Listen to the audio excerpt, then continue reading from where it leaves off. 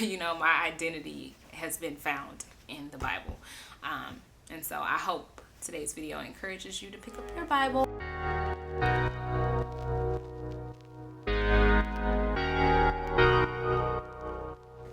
Hey loves, it's Chellbee. Welcome back to my channel. If you're a returning subscriber, you know I love you, and welcome if this is your first time here. I'm Chellbee, the blogger behind Chellbee.com. Every Thursday, I like to share my Thursday thoughts on faith. Today, I'm continuing with the Morning Coffee with Chellbee series. In particular, I am going to be talking about brokenness. I don't know if that's going to be the title of the video, so just bear with me. My mother-in-law preached, I think it was a few Sundays ago. It doesn't really matter. Date doesn't matter because who knows when I'll post this video. Anyways, she preached a few Sundays ago, and she talked about the woman by the well, and I know it's like Samaritan. I don't know. I can never pronounce it right, so just don't judge me. Anyways, so it's from scripture, and I'm looking to make sure I get this right. It's John 4. Verse 13 to 14, and she talked about the woman at the well. If you know anything about this story, then you know that this woman was a woman who would have been considered like mixed, I guess. It's the best way to describe it. Not necessarily like like black and white or anything like that, but her parents would have been like one would have been a Jew and one would be a non-Jew, so she wasn't all Jew. So the fact that Jesus was talking to her was like a big deal. So just to put everything into perspective.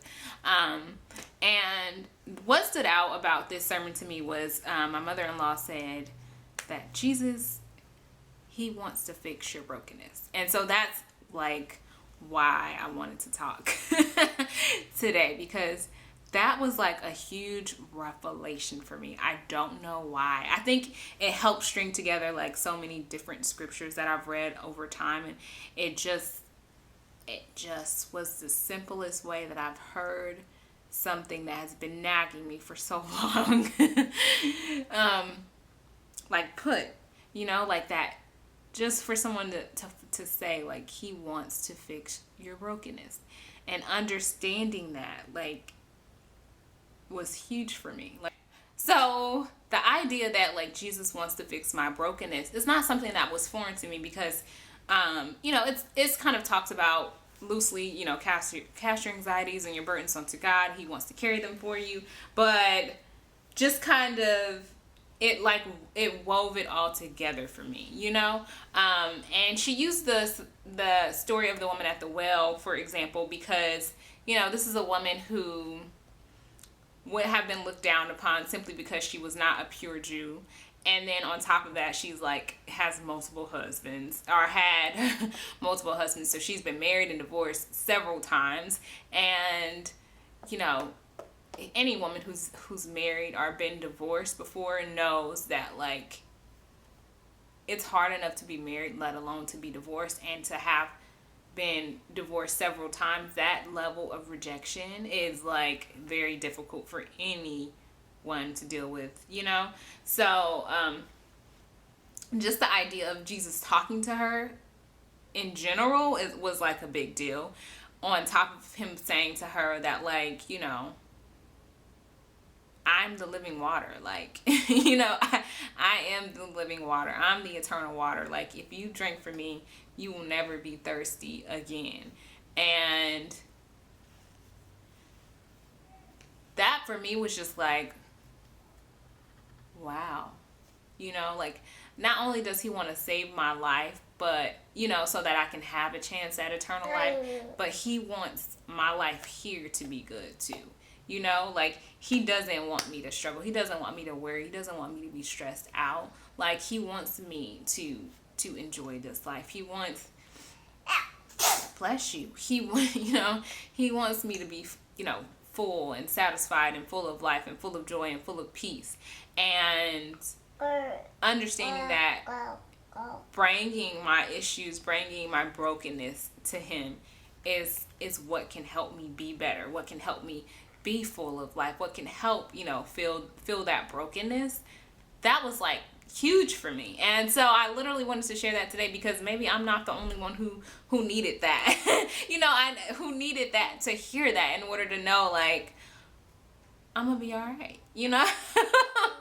like, I'm gonna be all right. Like, and this is something that I've been like praying about for a while now, and recognizing within myself as I, continue to read through the Bible, continue to grow spiritually, just recognizing that it's hard for me to always be specific, with God, and be specific about like what I'm struggling with, and what I need help with, and recognizing that, like,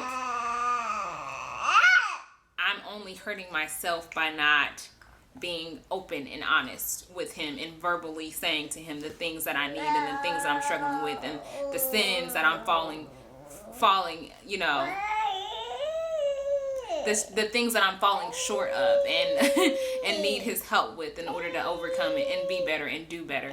Because just like the woman at the well, where he asked her about, bringing her husband, he already knew the answer. He knew. And like, I've noticed throughout the Bible, like, God will ask questions, and Jesus will ask questions that they already know the answer to. And so it's not really because they want you to answer, but they just want to see if you're going to be honest. Like, are you going to be honest with yourself? Because you can't, what I realized is, like, you can't be honest with God if you're not honest with yourself. You can't be honest. You can't be honest about the things that are wrong with you, or that you need help with, if you're not honest with yourself. So when I'm like, what I really took away from this was like, why and how it's so important to really self-reflect, look at myself, look at my own shortcomings. And so like, every time I'm reading the Bible, that's something that I'm always like pushing myself to do, because a lot of times I'll read like different things. Like, I've talked in the past about, Moses, and how when God first spoke to him, he was just like, I don't know, God, like, I don't know if I should do this, because, I stutter, and I don't think I can, say this with confidence, and all that kind of stuff. And he was like really getting on my nerves, and at the very beginning of Exodus. And then it was like, it forced me to look at myself, because I was getting bothered by him. I was getting bothered by Moses. It forced me to look at myself and say, well, that's you. That's why you're bothered. Like, you're annoyed by Moses because that's you, because you question yourself. You don't always have that confidence to do the things that you feel God pushing you to do. And so that's why you're bothered. But so I guess what I'm saying is, like, we all know that we are broken. Like, we're human, we're flesh. Like, we all have our struggles, we all have, our shortcomings, we all have our things that we, wish we were better at. But it's so important for us to be honest with ourselves, to reflect on those things, so that we can go to God with them. Because if you're not honest with yourself, how can you possibly ask God for help? How can he, make you better if you won't even acknowledge that you need help, and so that's literally what I just wanted to say today. There is someone, I want to say it's Jordan Dooley, where she had one of her like slogans is like, your brokenness is welcome here. And at first I really liked it, and I thought it was cute, but then now I'm like, I don't want my brokenness to be welcomed. You know what I'm saying? Like, I don't I don't know if that makes sense, but like, I don't need a place where I can be broken. I need a place that's going to force me to look at my brokenness and say, girl, take it to God and get yourself together. Like, don't, because I have been sitting in it for so long and not taking it to God, that I'm just like, girl, what have you been doing? Like, why? What are you waiting on? Why won't you be honest? He knows already. So you're not hiding anything from anybody. Like,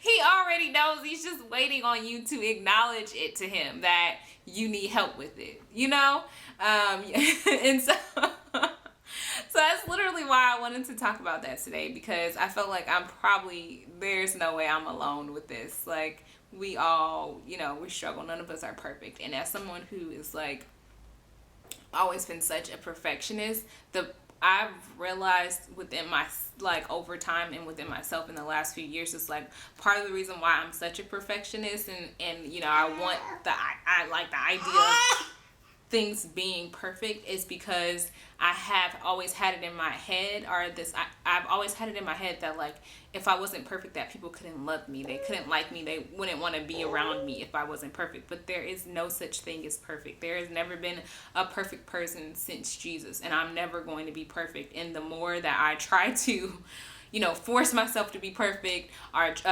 you know, guilt myself, shame myself for trying to be perfect, the further away I find myself getting away from God. So I had to rectify my own mindset, you know, and start to, like, try to reprogram myself. And so that's something that this scripture, this lesson has taught me, that, like, you know, I don't need to be perfect. Like, God isn't calling me to be perfect. He's calling me to be excellent, and he's calling me to recognize that he wants to help me be the best me that I can be. And I don't need, you know, self-help books. I don't need, you know, a friend to talk to. Like, I need to talk to Jesus. I need to talk to God. I need to tell them about it. I need to, you know, keep looking at that Bible and allowing it to help me put a mirror to myself and see where I'm falling short, and ask God for help to get the rest of the way. And so I just want to encourage you to do the same. None of us are perfect. None of us is perfect. God isn't calling us to be perfect. He's calling us to be excellence, to be our best self.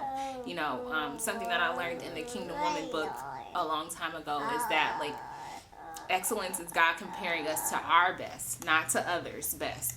And so if we can just get out of that mindset of thinking about ourselves as being perfect, but instead trying to be the best us that we can be, you know, by staying in his word, living out our word, and challenging ourselves to examine ourselves and be honest with ourselves and be honest with God about our shortcomings. You know, we've got half the battle, you know. Like, we're halfway there, if not all the way there, which reminds me of a Tony Evans sermon where he said that we're already victorious, which is straight from scripture. Like, we are already victorious because Jesus already won the battle. So it's just up to us to recognize that we already won the battle. Like, we're fighting a battle that we've already won. But a lot of us, because we don't read our word, because we don't know the scripture, we're struggling. And because we're trying to fight the battle on our own, and God already gave us the tool that we need in order to win the battle that has already been won. The further I get in my Bible study routine, the more I go to church, the more sermons I watch, the more I realize, like, this online space that I'm in and taking up is, like, all I want to do is just encourage you to read the Bible. I can share all the stories, you know, in the world. I can share what I'm reading all day, every day, but I really want you to read it for yourself. I want you to, for yourself, be able to say that XYZ scripture taught me this. It made me see this about myself. So that's really what I realized about what I'm doing. Like, I just want to encourage you to pick up your Bible. Like, read it for yourself. Don't depend on other people to teach you everything that you need to know. Like, read it for yourself. Sit down and open up that Bible, because you will find yourself in the Bible. Like, literally, that's been the biggest thing for me. Is like, I have a better idea of who I am because now I know what the word says. Like, I know who I am because I read the word. You know, my identity has been found in the Bible. And so I hope today's video encourages you to pick up your Bible. So the two verses I've mentioned today, just in case you need them: John 4:13 to 14, you can read about the woman at the well and Jesus. And then 1 Peter 5, 6 to 7, verses 6 to 7 is the one on casting your anxieties on him. and he'll carry your burdens for you. I hope that you guys enjoyed today's video. I feel like I rambled a little bit, as I usually do. If you've been here for a while, you already know that. So thank you guys so much for watching this video. If you enjoyed my rambling, please make sure you hit the like button. Don't forget to subscribe if you have not already. Join the tribe. And as always, sharing is caring. So please share this with one of your friends. You never know who needs a little bit of encouragement. And be blessed. Stay safe. Until I see you guys next Thursday. Bye.